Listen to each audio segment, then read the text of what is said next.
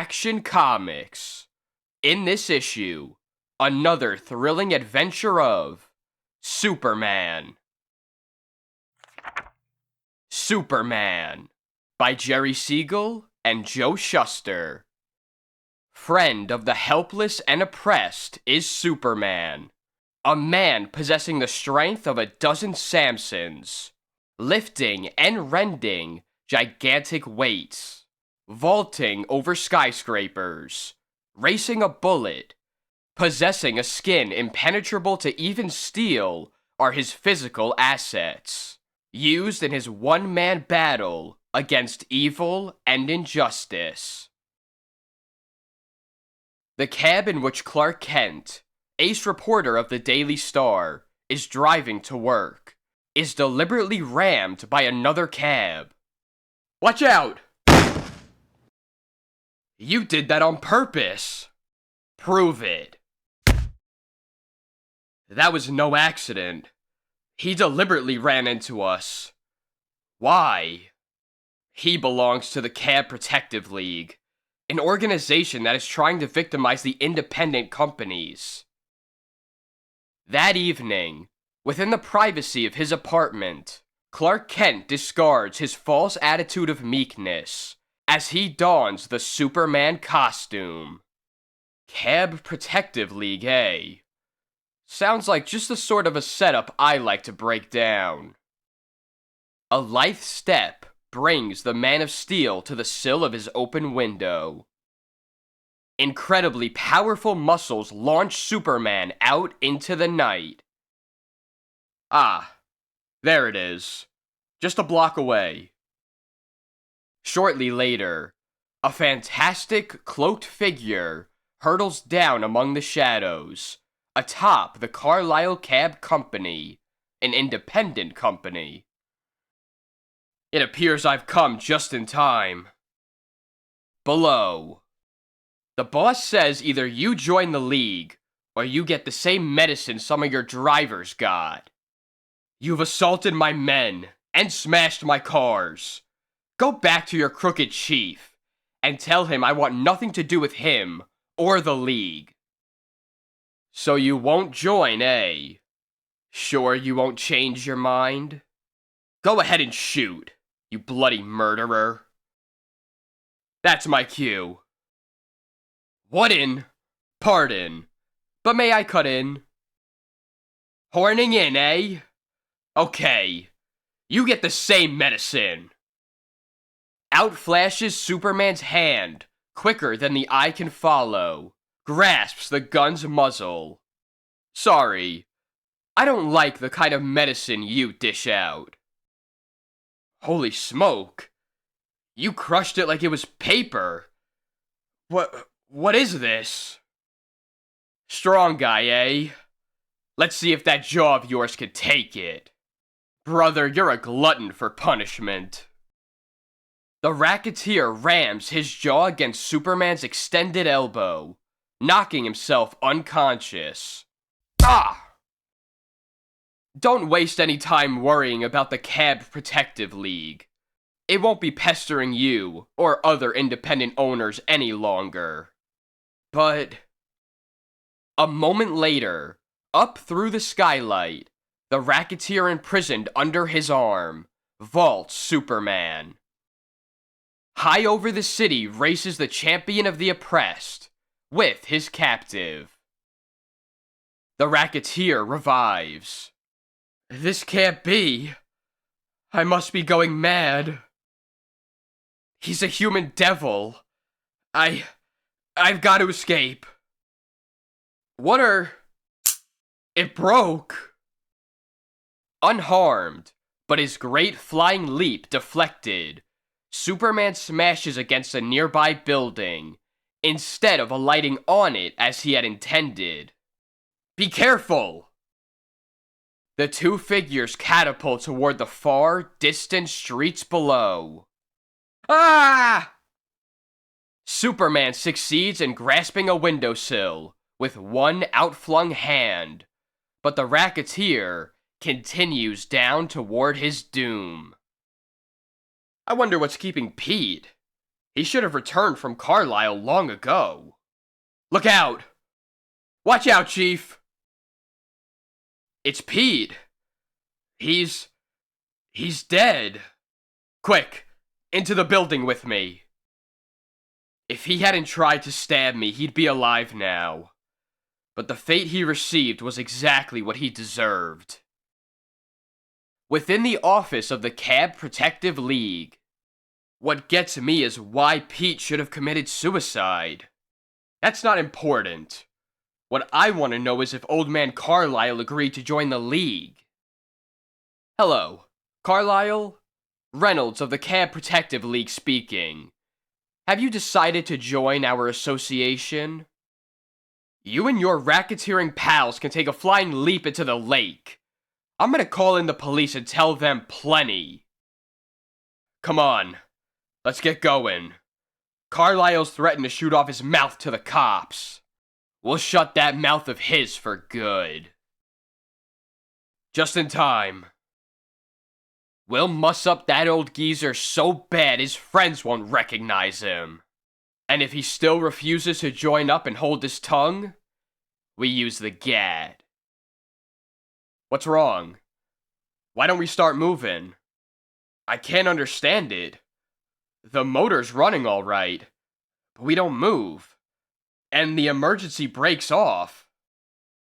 The solution? Superman has a firm grip on the rear bumper.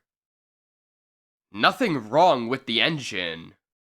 We'll have to take one of the other cabs. Look! It's rising off the floor. Who are you? Someone who dislikes you thoroughly. As Superman tears the car apart with his bare hands, the racketeers empty their guns at him. Get him! Kill him! Now as for you two, don't touch me! Let me alone! I ain't done nothing! Take these sledgehammers and start smashing those cabs. Get me? I won't. Better do what he says, boss. Faster. A little more violence there. I'm doing the best I can. I still can't believe we're doing this. I must be dreaming. Get the idea? Reynolds attempts to sneak off when the Man of Steel takes his eyes off him. Now's my chance. Whoa! Where do you think you're going? Would you like to smash those cars? Or would you like me to smash you? Those cabs are worth a fortune. I won't smash them, I tell you. All I've got to do is increase the pressure of my grip, and the world will be rid of another rat. Put me down. I'll smash the cars. Please. Then go to it. Into the massed autos of the Cab Protective League wades Superman, demolishing them in a great wave of destruction. Let's see how you like seeing your car smashed. They're totally wrecked. You've ruined me. I'm not finished with you yet. You still have to pay for the lives of rival cab drivers who were killed. Calling car K7. Go to the Cab Protective League garage. Residents report disturbance. I didn't kill those drivers myself. I just gave the orders.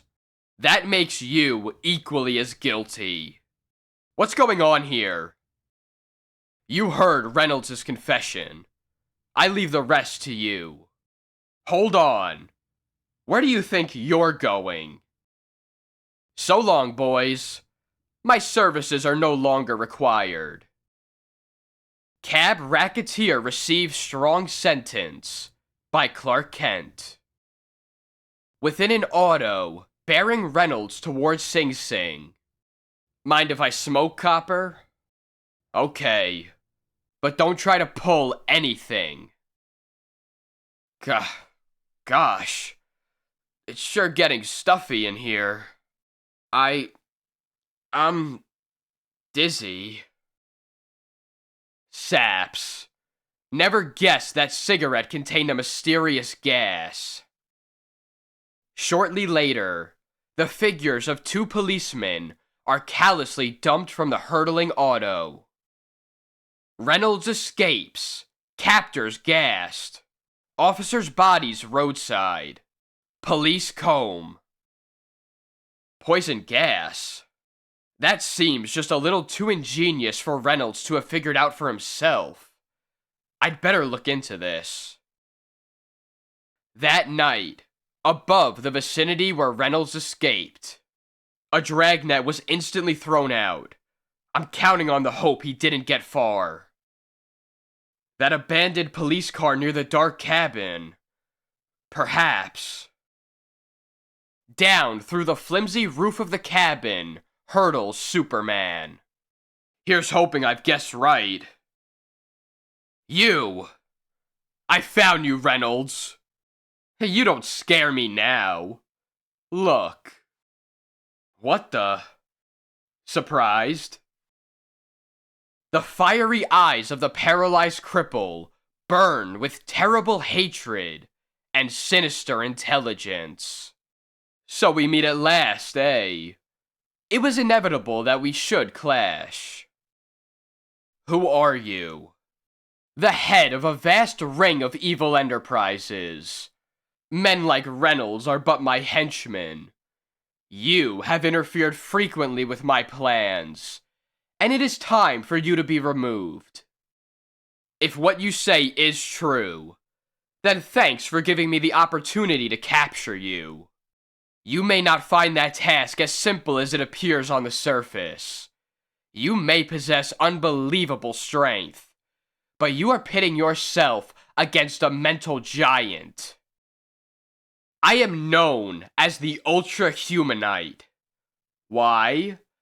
Because a scientific experiment resulted in my possessing the most agile and learned brain on Earth.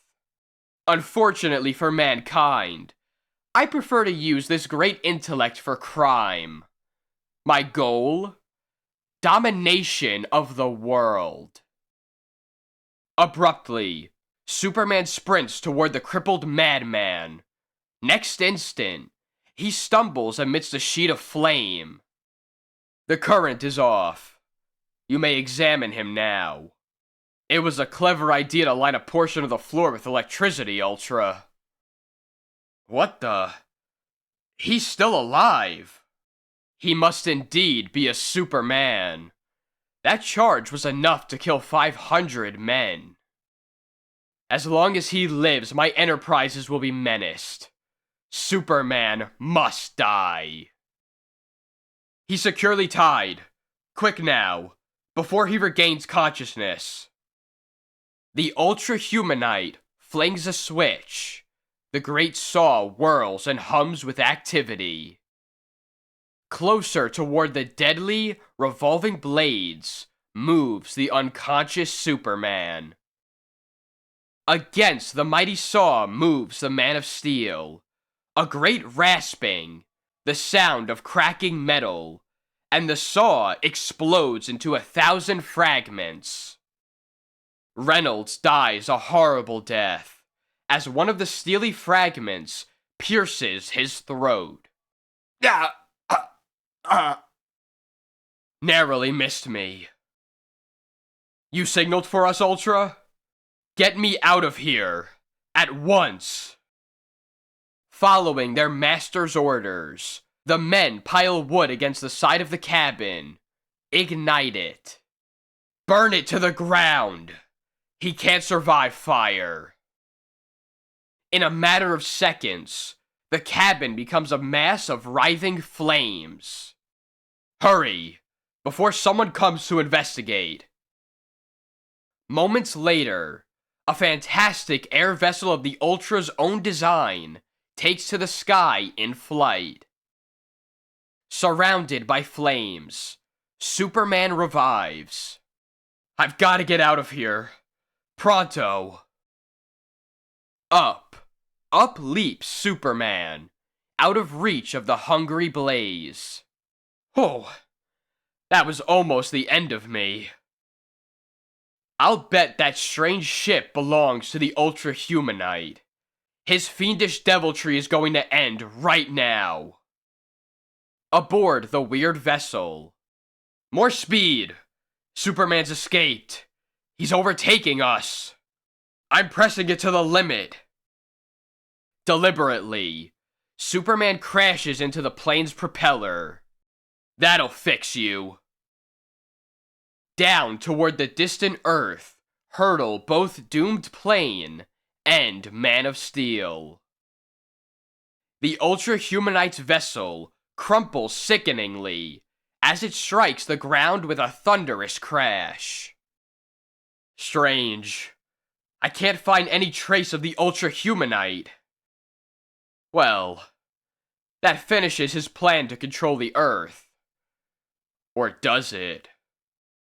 The end.